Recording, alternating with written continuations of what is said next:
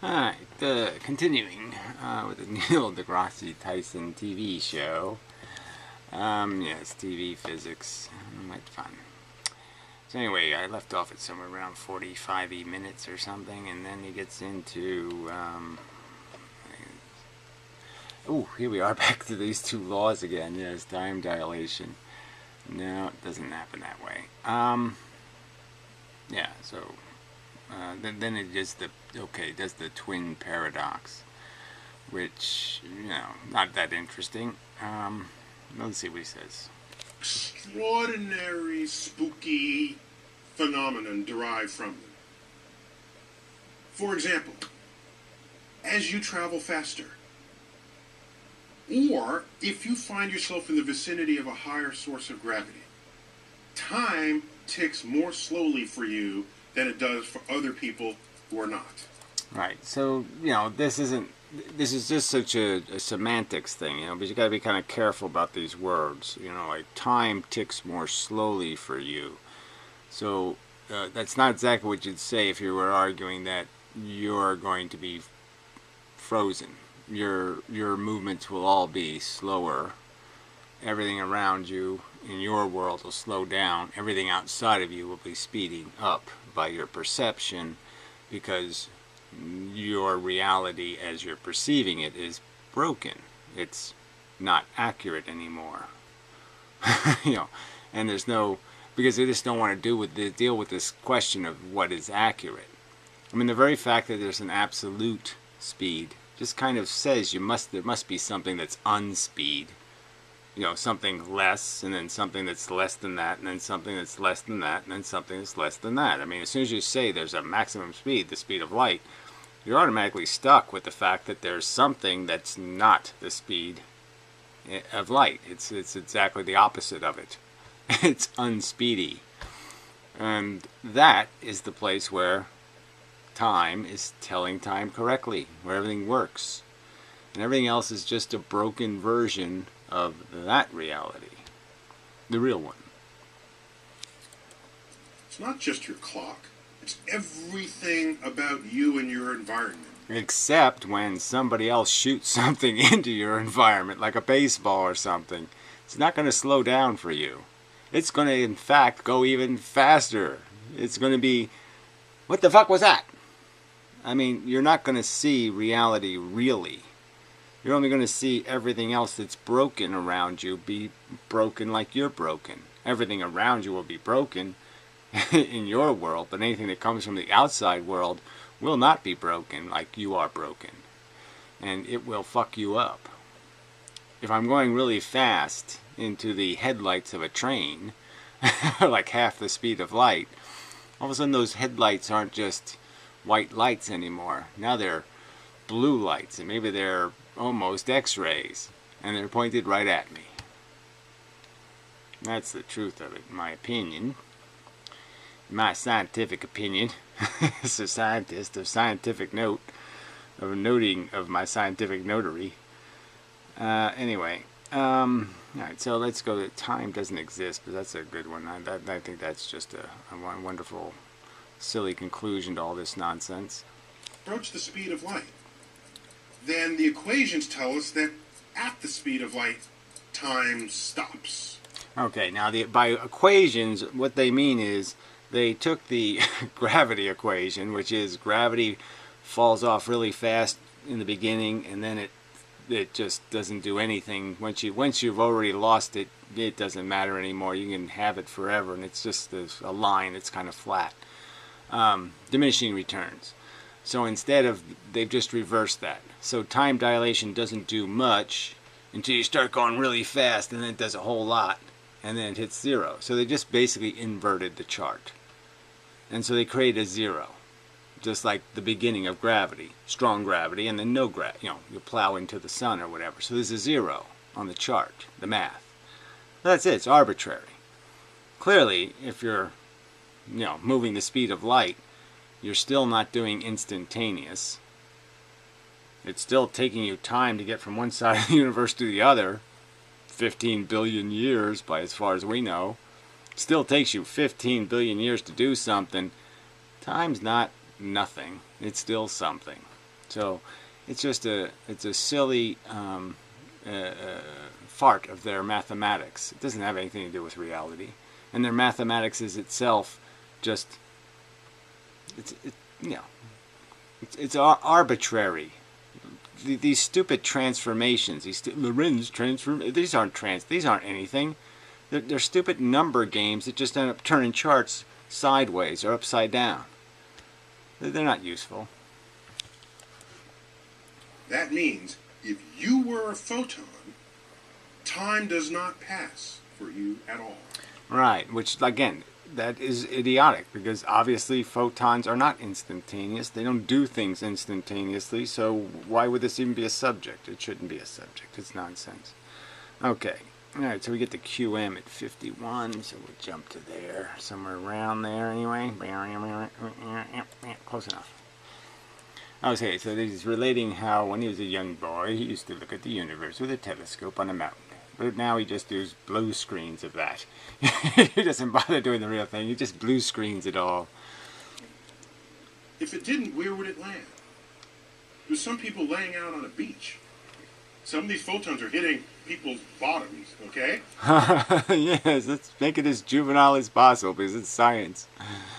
Yes, that's true. So, yeah, this whole idea of what photons are doing is really quite interesting, in the sense of the idea of the image of us, the pattern. The pattern is coming off of you in all kinds of directions and all kinds of sizes, and that pattern just goes right through space, and really quite interesting. Boggles the brain to keep track of it all. I don't know if that... Imagine being admitted and that's the first thing you hit. Someone's rear end who's sunbathing on a beach. Yeah, well, there's probably cells right on the tip of your tongue that were a dinosaur's ass. So, live with that. So I felt kind of proud that I could take some of those photons and use them to deduce the nature of the universe. I'm sure you did all that, yes. Yes, your accomplishments are without question your accomplishments in physics. Friend of Carl Sagan. Anyway. Because plenty of other photons would have passed Earth by. The guy who said Pluto wasn't a planet, and then he found all those moons around it, and sort of became, oh, you sort of wasted our time, didn't you, fella? Of where they would end up becoming absorbed.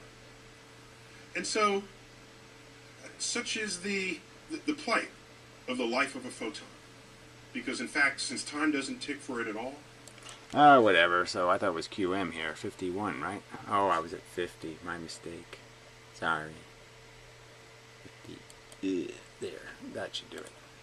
From its own point of view, the universe goes by in an instant. Says you. For us, what a pile of crap. We bask in the time it takes for the photon. Yeah, we bask. Some kind of basking. Basking in the shittery. What else is spooky in the universe but true? Quantum physics. That wins all prizes for just the weirdest thing about nature we have. Right. All it really has to do with is there's these cycle-y things. You know, things that happen in cycles. If you're going through glass, you'll go through cycles of reflectivity. If you're going through a slit, you'll cycle through probabilities of, you know, where you'll get pushed. That's all. Not really all that spooky, as long as you took all the silly parts out of it, like the Huygens and the Heisenbergs. Ever discovered. This is a theory of the universe that's been around since the 1920s. Yes, well, it's really been around a lot longer than that, because all it really is a manifestation of wave theory. So, and wave theory is basically ether theory. So that's all it really is. It's bullshit. In that decade, which by the way was a watershed decade for physics, that's when Edwin Hubble, not the telescope, the space telescope, but the man after whom the telescope was named, that's when he discovered that our galaxy, the Milky Way, is just one of countless other galaxies. Yes.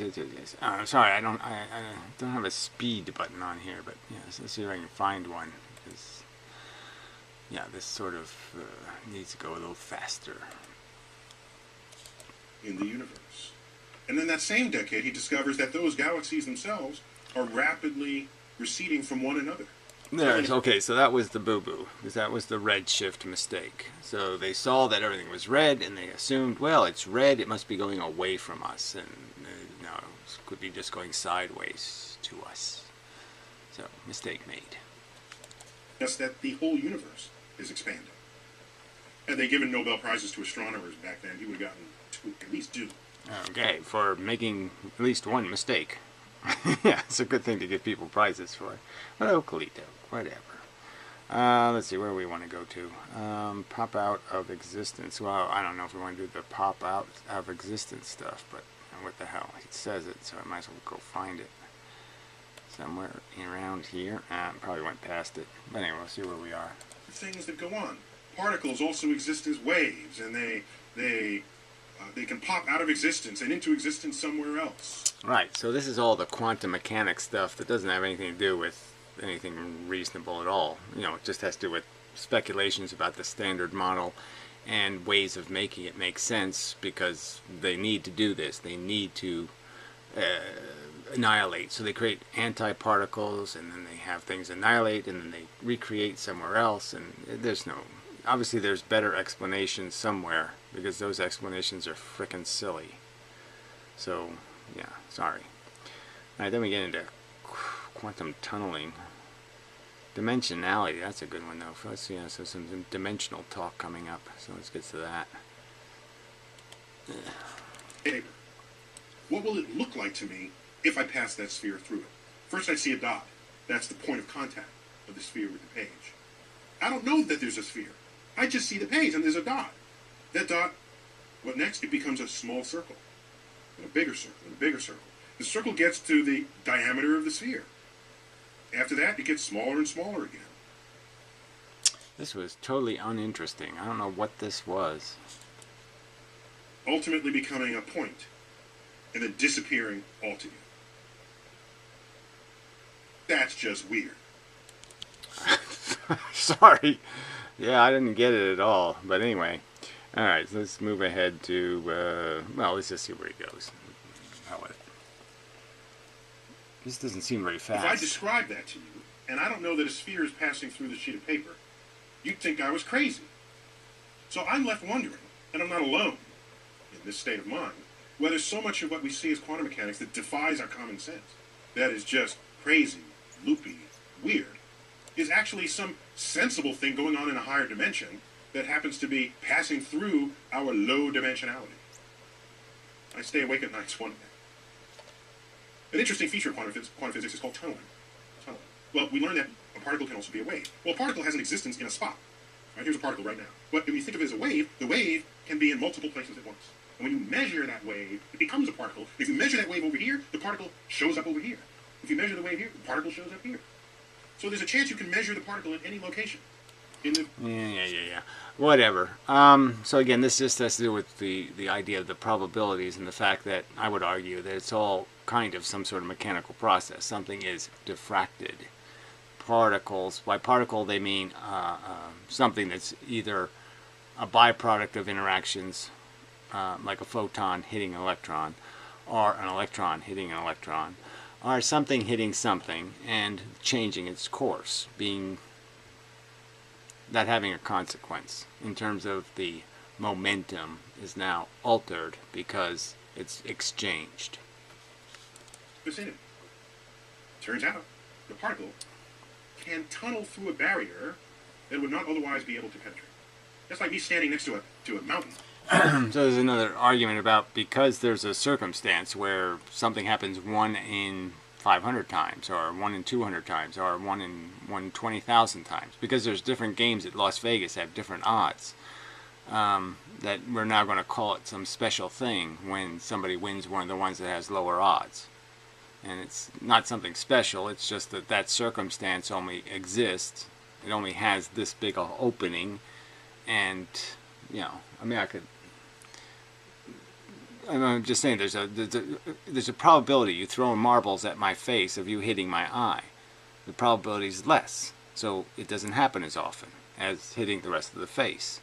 That's all. It's not You don't need a mystery equation or a mystery thing to say, gee, this means this is something special. No, it just means that it's a different circumstance. It's a vulnerability the thing has. The movie Independence Day, right, with the gigantic spaceship and its vulnerability is, you know, whatever, shoot it in the ass, and the whole thing blows up. Yeah, that means that's a place, if you hit that place, yeah, magic happens. Disappearing and reappearing on the other side of the mountain without having to cross over it and invest any energy doing that at all. That's called quantum tunneling. Turns out, the very mechanism... Right, so like I said, it's not like it's a special circumstance beyond the fact that it's a special circumstance. That is, an improbable event usually is being caused by some kind of circumstance that's changed. Yeah, you know, it's not the common circumstance, it's the uncommon circumstance. Energy production of the sun requires it. We had known long ago. So this is another one of the things where they force things to explain something else because something else exists. So this is just a conversation about the fact that protons, you know, are glued together extremely tightly. You know, it takes a lot of energy to do this, and it takes even more energy to push them even closer. And this is all they're really arguing. So they're going to call it tunneling when it actually happens, and the protons have to decide to make a, you know, two smaller atoms. And, you know, to me this is not miraculous. The miraculous part is it's not even miraculous. The thing that's releasing all the energy is the fact that when you make the smaller atoms, you have a bunch of leftover pieces, and it's the leftover pieces that are making the sun hot. But whatever. No point in getting to the details of thermonuclear reactions. Yeah, I think we'll pass on that.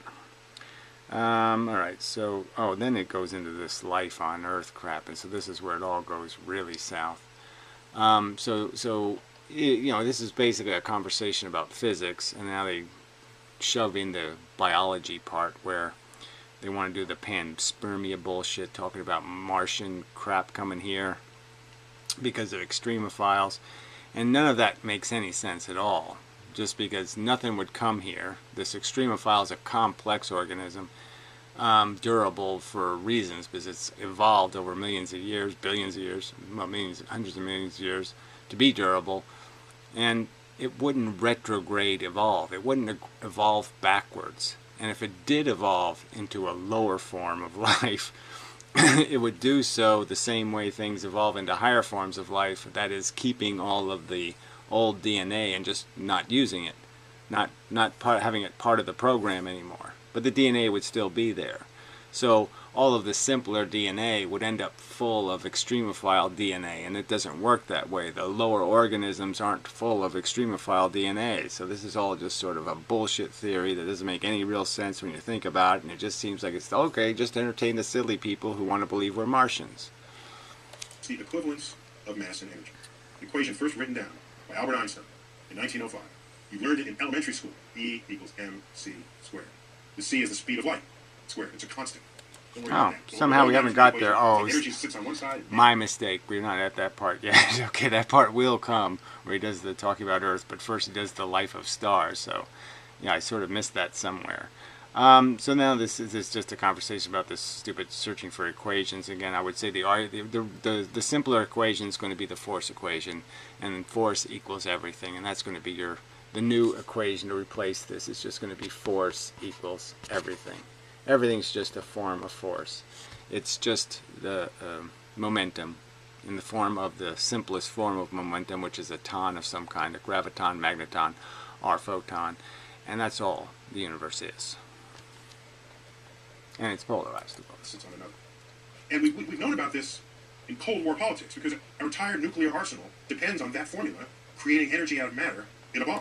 Well, it doesn't really create energy out of matter. It just releases the energy that's in the matter. So it's all how you look at it, but again, that's not how I would describe it.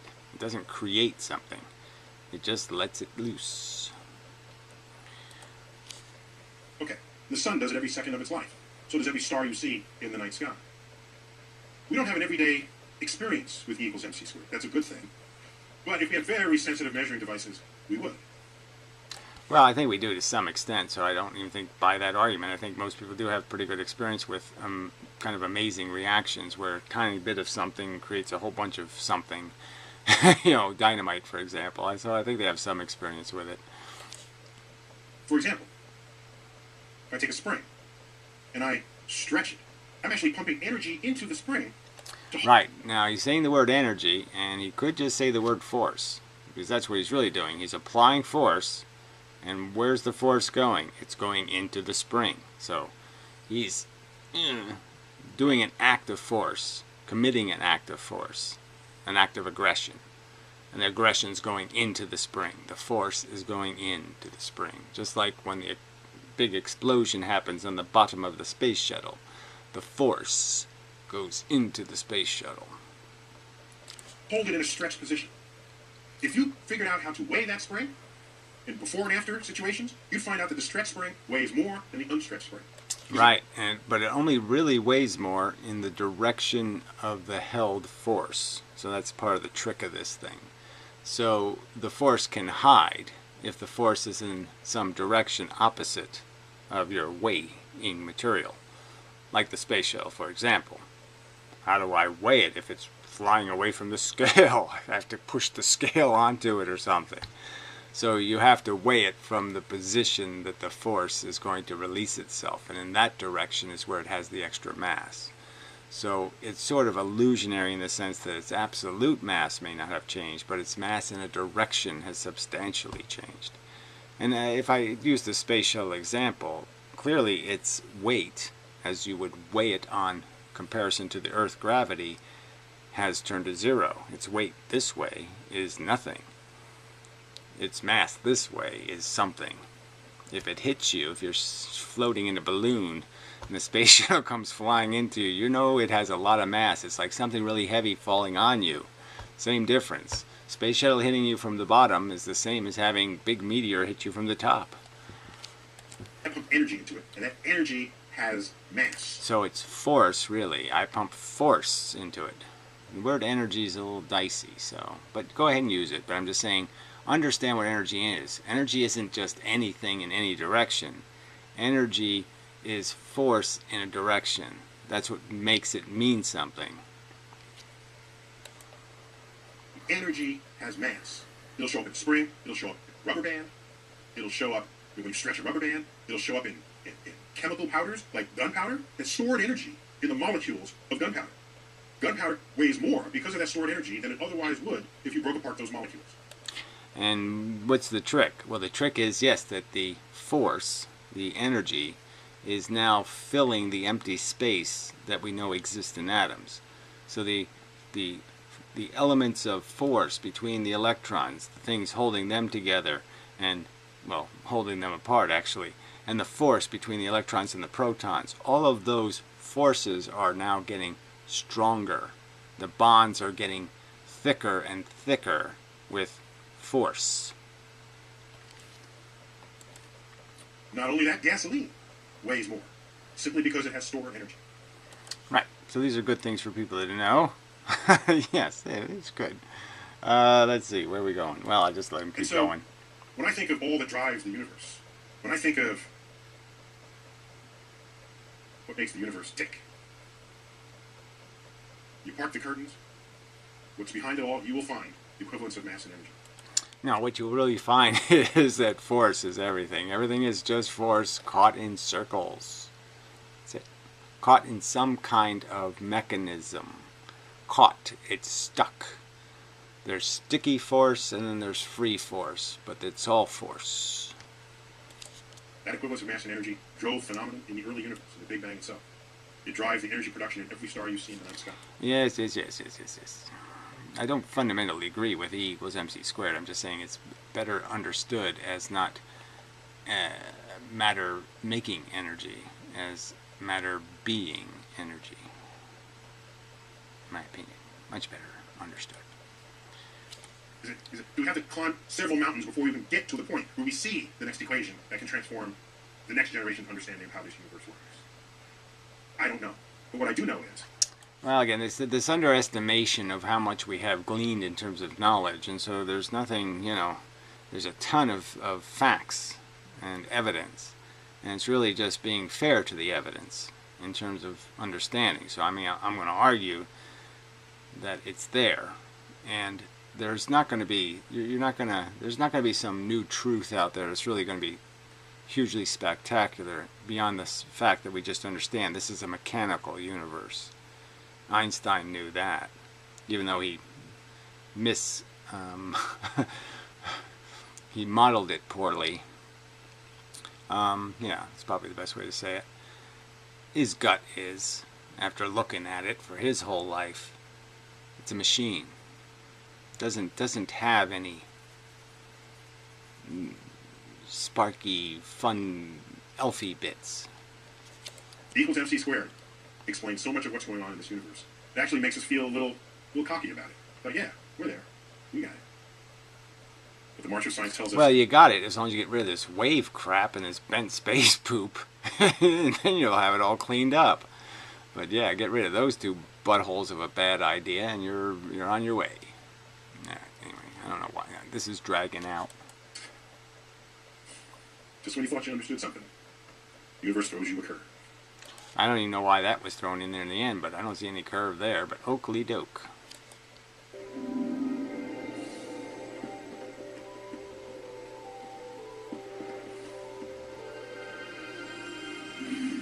Hollywood is not the first place to start dreaming of aliens and wondering what they might be like.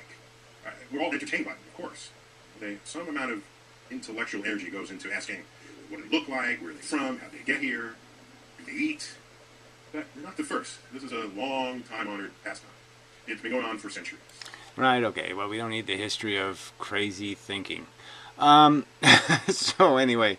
they're going to have the same problem we have. Like I say, if there was aliens, they evolved like we evolved. They are going to be conscious of what it is to be a thinking thing if they're not a feeling thing. And I'd say almost they're not a thinking thing if they're not a feeling thing. So all of this isn't going to be all that complicated. They're just going to show up and say, gee, how do you deal with cirrhosis? Is this? Yeah, have you figured out contact lenses? I mean, they're going to we're just going to complain to each other about our little miseries. It's not going to be that complicated, but they don't exist, so it's just a waste of time. We're a preposterously improbable event. Anyway, a chain of coincidences that are just insanely insane. 6666666 and such. Anyway, so where do I want to go? I mean, I just want to skip this. I don't think there's much in this subject that's worth, like I said, beyond the fact that he brings up this stupid idea of us being Martians, which is just such nonsense. See what he says in order here. To help out this effort to understand life and how it got here, what we need is a second Genesis on Earth, or an ensemble of planets out there, all with different stages of formation of life on them. Right, we don't have any of that, and there's no evidence that it happened here on Earth, and again, you can't really make the argument, okay, well, this form of life was so superior, but there's so many environments where this form of life doesn't leach into it. They're essentially sterile environments, and this doesn't leach into it. So, again, there's no reason for there not to be hiding places that the other form of life could be niching in, and they're just not niching anywhere. Alright, so jump ahead a little farther. High pressure, low pressure, all kinds of extreme environments. These organisms do just fine. Just fine. Now. But they don't do just fine in really simple environments like theirs, got 32% humidity. They dry up and die. Or exactly the opposite.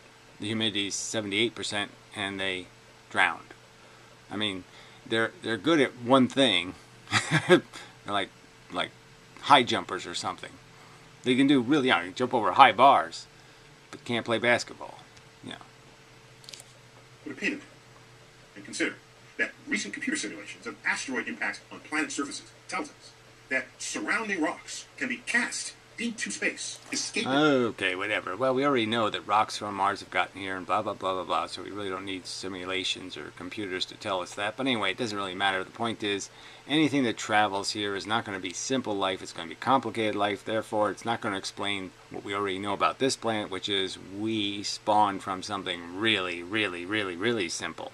We didn't spawn from an extremophile. We spawned from frickin' green slime and shit.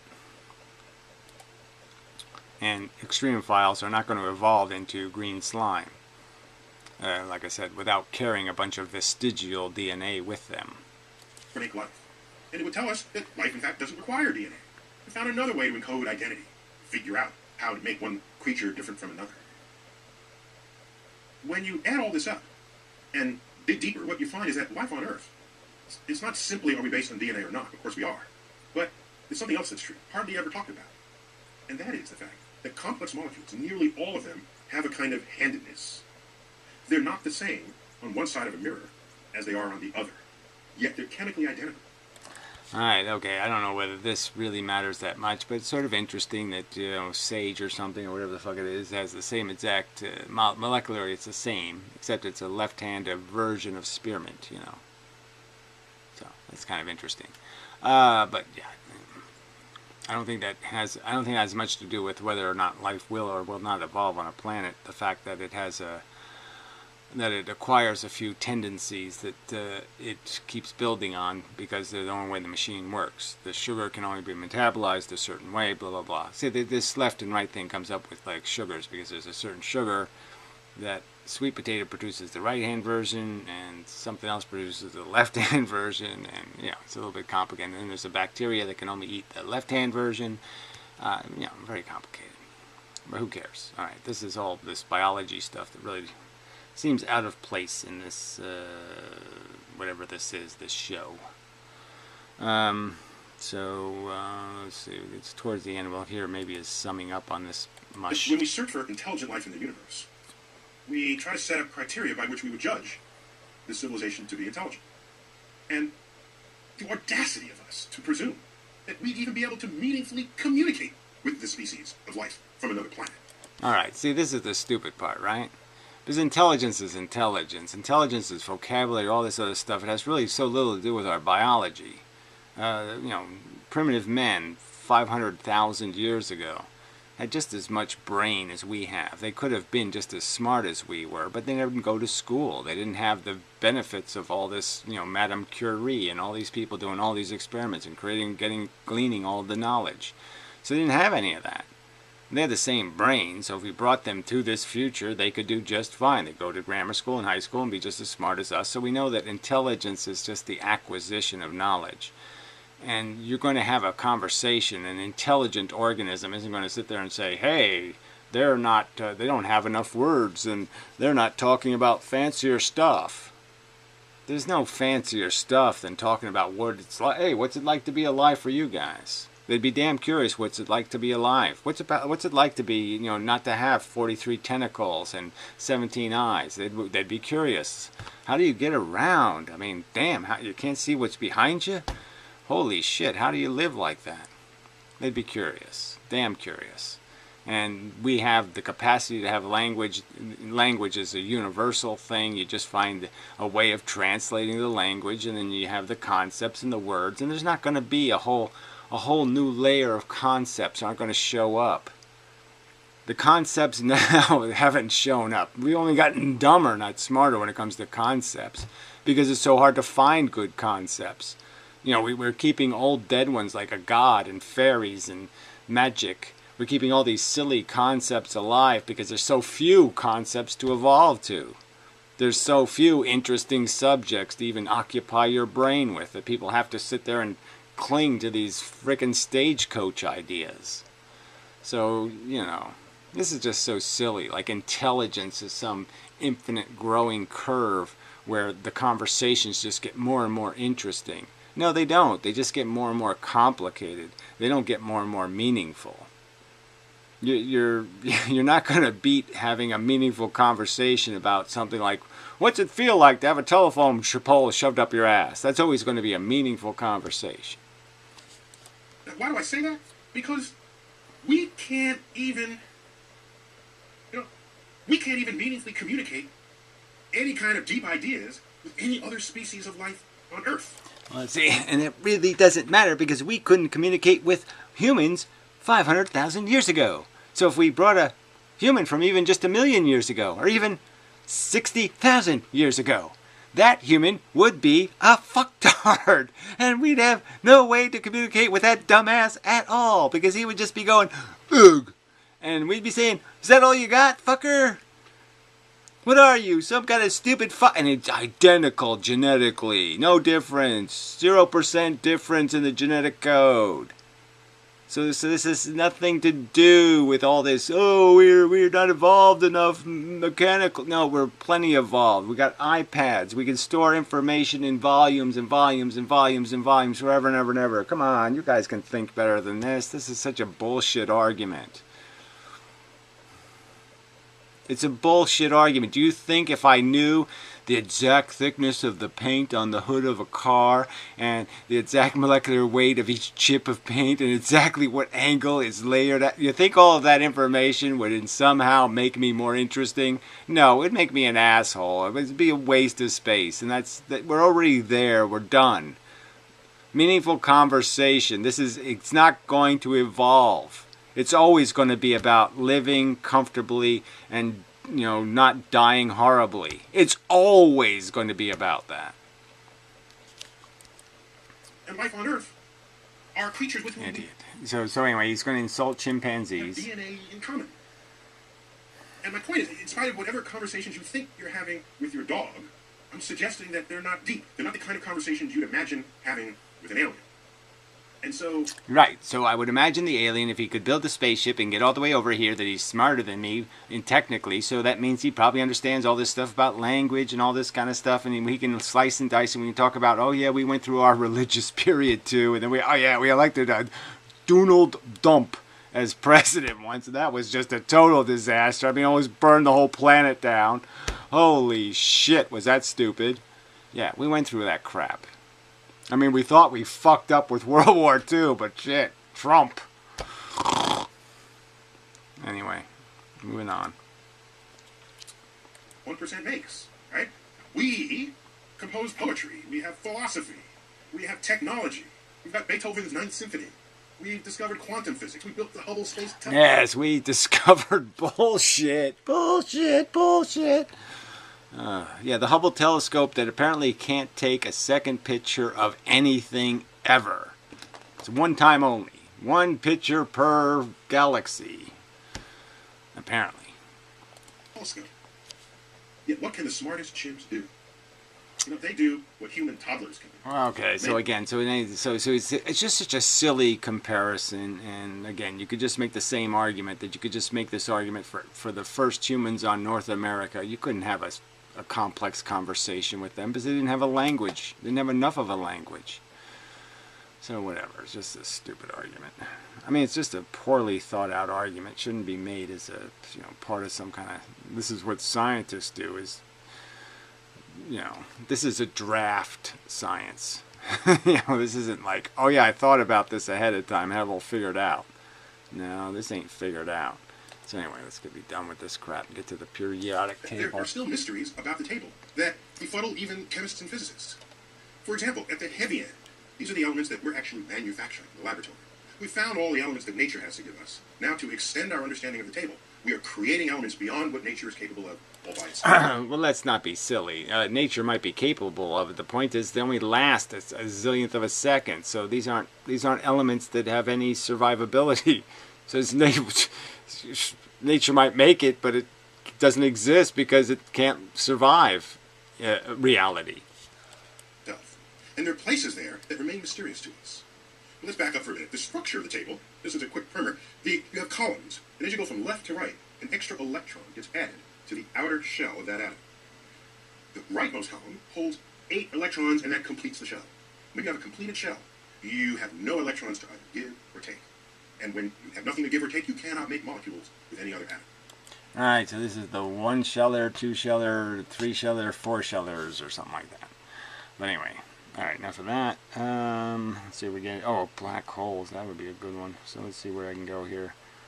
Periodic table string theory, I think, shows up here pretty quick. Now, this is a guy who he doesn't have much respect for string theory. Let's see what else he's saying there. Complete outer nuclear shells and complete electron shells, they're the most stable elements of them all. Now, all known elements that are heavier than lead are unstable. And generally, it's a general truth that the larger the nucleus, the less stable it is. Right, okay, so that's all. I mean, this is good science, so I'm not saying it isn't worth watching for somebody who wants to see that. I mean, it's worth knowing this stuff.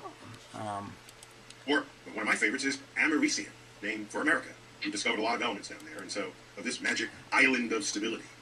Haven't been there before. We think it's there, and this is counter to the traditional sense that big, fat nuclei are unstable. Our models tell us that you can have a community of massive nuclei that are as stable as anything else in our life.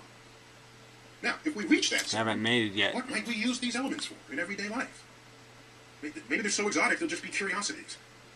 We've been there before. That was said of most of the elements that were discovered on the periodic table. For example, who would have thought that germanium, which is an obscure semi-metal discovered in the 1880s, would turn out to be the crucial ingredient in the development of transistors? That 70 years later. Or how about elements like neodymium and samarium? They were regarded for a century as just curiosities. They turned out to be... Well, they're not really critical because there's always some replacement, because there's always some other element that has the number of electrons required, so it is a little bit silly to say something's critical because they would have just found something else to substitute. They would have found a substitute. They would have found a substitute. We know that, you can make any recipe with some kind of substitute. Essential to the construction of super powerful permanent magnets. Or, one of my favorites is Americium, named for America. We discovered a lot of elements down there, and so that's one in honor of America. Yeah, whatever, in honor of America, fuck you. Say, taste, touch, occurs in this low energy regime of particles. We are wholly unfamiliar with the other two. And so let's take a quick look at the inventory of what particles thrive in that low energy regime. First, we have our protons and neutrons. Right? Turns out they're not fundamental particles. They're not. As we said earlier, they're made of quarks. We call those quarks... Alright, so this is all just stuff they say. This is what they say it is. And I would argue this isn't really what it is. Okay, these are fundamental, not elemental. They exist, they do most of the work in the universe, the neutron, the proton, the electron. That's the game. And the rest of it is all the field forces, the energy of the universe. Now, okay, that's kind of funny because you go back to ancient Greece, the word atom was invented to describe an indivisible part of matter. Atom means indivisible. We would later find that atoms are composed of particles. Right, but it could also mean elemental. So that's, again, another way of looking at the word. So that's where it makes it a little bit funky, because really what they might have been saying was the elemental bit, the bit you can't, the undivisible. So yeah, you can't get any smaller. In this particular case, neutrons and protons are themselves divisible into quarks. So we have the up quark, the down quark. What else do we have? We have the electron. We're familiar with electrons. That's what courses through all of our electronics in this modern era to give us what we call electricity. Well, it's not really what the electrons coursing through, so that's another misunderstanding of what's really happening. The electrons are held to each other. They communicate to each other, and these communicate with each other through these lines of force. There's actual magnetic forces tying this stuff together, and as you inject more and more force between them, their bonds will get stronger, their attraction and repulsions will all increase. You'll create more and more tension in them, but that's the engine of force. And so when there's electricity going through a wire, most of the stuff that's going through the wire is not electrons, it's the thing pushing the electrons. The force is moving through the wire, and the electrons are just going along for the ride. Then there's another particle, a particularly elusive particle. We've read it before earlier in the series. It's called the neutrino. Pile of shit. Yeah, so forget about it. Yeah, we're not playing with neutrinos. It's just silly mush. Alright, so where do we jump to here to get to something reasonably reasonable? Well, none of it gets reasonable, but this is the unreasonable video about string theory. Are particles fundamental? We think they are. But do they themselves have an as-yet unresolved, never-ending internal structure deep down within them? Or perhaps, most intriguing of all, is there a simpler understanding that continues to elude us? Yes, it does, and I have it. It's really simple. It's so simple. It's like laughably simple, and it would have been obvious if you didn't bend space and do this wavy crap. You could have figured it out. But yeah, the whole universe is just made of the ton stuff. Photon, graviton, magneton. That's it. And that's force. And the protons and the electrons push force at each other. Essentially, they are little force engines. They goes in their mouth and comes out their, yeah. I just listened to a little bit of this, just because he threw this in. This is a guy who doesn't have much respect for string theory, right? So it's a joke of these people. They just play along, you know. Whatever the script says, I'll read it. He doesn't think string theory has any hope. There is a deeper understanding of the universe that awaits us, simultaneously eluding us. Right now, there's a whole team of people thinking about that very problem. They're called the string theorists. The string theorists. And what that idea offers is the hope, among other hopes. It offers the hope of unifying all the particles and all the forces of physics. Yes, by turning everything into silly. It's just the silly this is connected to the silly that is connected to the sillier that. So just make it all a bunch of silly stuff. Little strings are playing notes, and the notes are the string vibrates in the 14th dimension, and the note floats into our dimension and becomes an electron. Oh, please, silly crap. Fuck. All right, vibrating strings. Fuck that. Let's get the black holes, because that's another joke. Action at a distance. Gravity is the curvature of the fabric of space-time. Space-time, that's our coordinates in space combined with our coordinates in time. Right, these fake dimensions that we just invented because that way we don't have to really figure out the truth. Yeah, we could just don't have to do all those energy equations about gravity anymore because, you know, we could just make it up. Sounds exotic, but it isn't really. For example, you've never made an appointment with someone at a place unless there was also an agreed upon time. And you've never met someone at a time unless there was an agreed upon place. Which doesn't have anything to do with the fact that time isn't a dimension and neither are places, actually. So the intersection of space and time has been with us our entire lives. It's even in our language. It's just not in our thoughts. These are fundamentally... Yeah, well, whatever. It's not... I mean, it's just so... There's no connection between space and time. There's none. And like I said, the only connection Einstein artificially created was the connection being made because the bending space creates acceleration, which creates velocity. But there's no connection. Interwoven concepts, space and time. And this whole this is why combining space and time is why they have this idea that somehow if I go at the speed of light, nothing happens in the universe anymore. Everything's just nothing. When obviously it's not an instantaneous universe, even if I'm going the speed of light. The theory of relativity concept leads us to the fascinating statement uttered by the relativity community, and it summarizes what goes on. It's that matter tells space how to curve, and space tells matter how to move. Now, yeah, which is just stupid. It's a stupid way of saying Newton's for every action there's a reaction.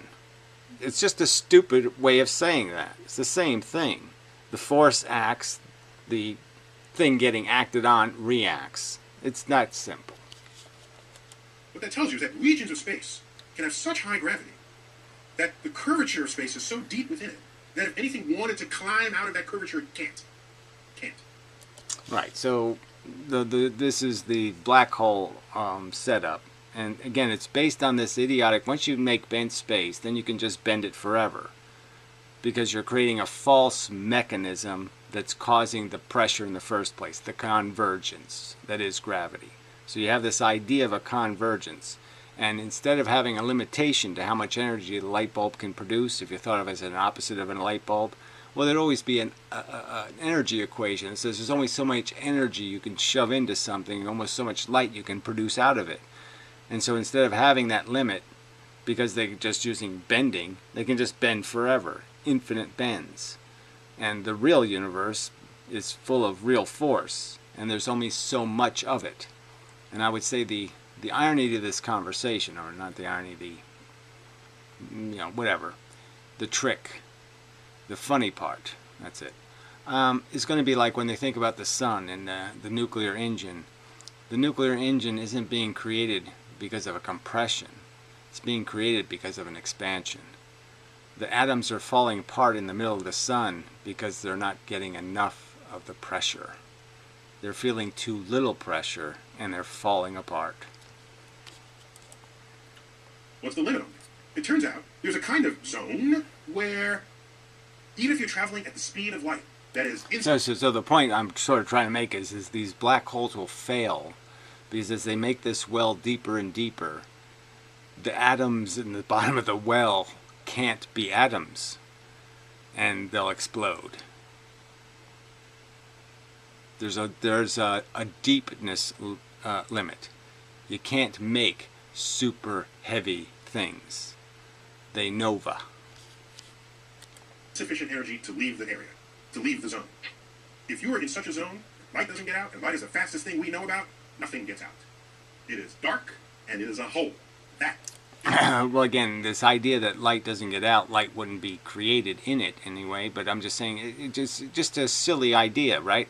There's no evidence that you can pull light back with gravity, nor can you make it go faster with gravity. So again, why would light care about your gravity well? Because it doesn't affect its speed forward or back. You can only move it sideways. So as long as it stays perpendicular or head on to your gravity production, it should do just fine. It's what we call a black hole. Here's what's interesting about that. Here I am on Earth. I can take a pebble, toss it up, it comes right back. If I throw it fast. Yes, it comes back because it gets pushed back. And that's the thing. You're just totally... You think it's getting pulled back by some sort of bent space gravity well is somehow pulling it in. With its infinite strong pulling arm. No, there's a finite pushing arm. Sure. It'll go higher before it comes back. There is a speed with which I can toss this, such that it will never come back to Earth. You can calculate what that is. You can experiment. We've demonstrated it. Right, and that's the speed that will create no pressure inside of a body. So if you make a body big enough where light can't escape because you have so much gravity, the argument would be, my converse argument would be, is now you have annihilated all the pressure in the center of that well.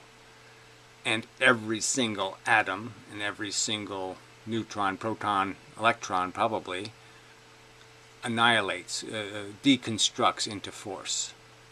And it explodes. Missions to the moon. It is 7 miles per second. Now, I'm not strong enough to do that.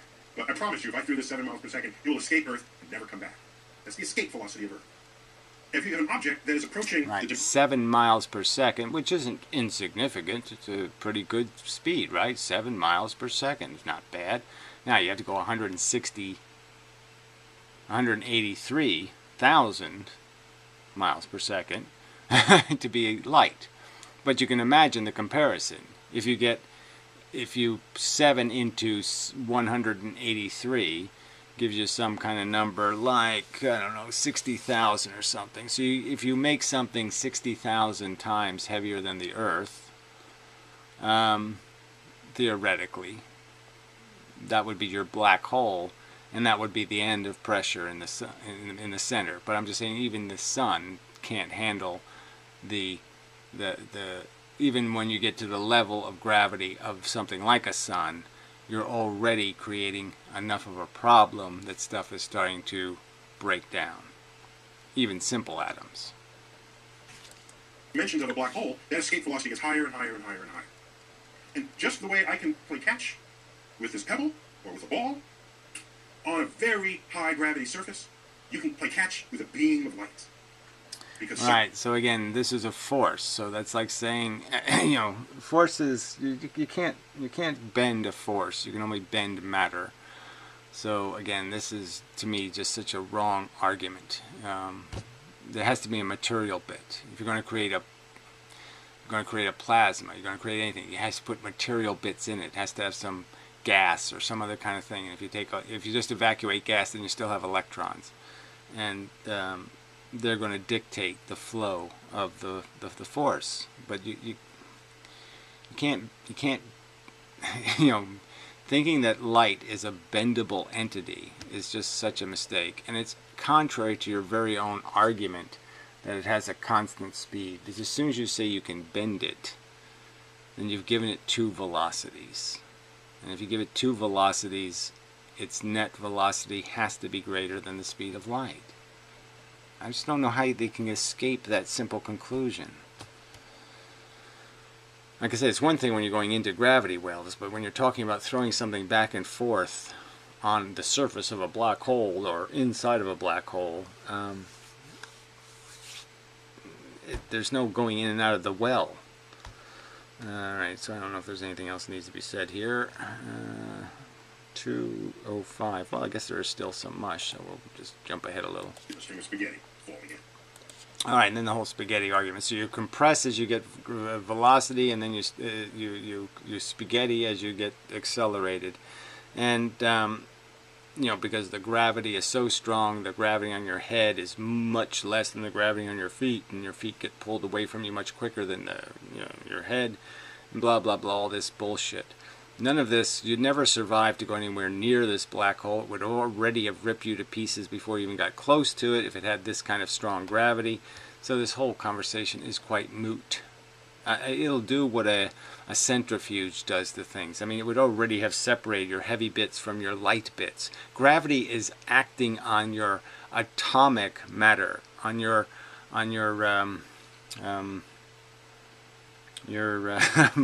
atomic weight. Okay, it's acting on the protons, the neutrons, and the electrons.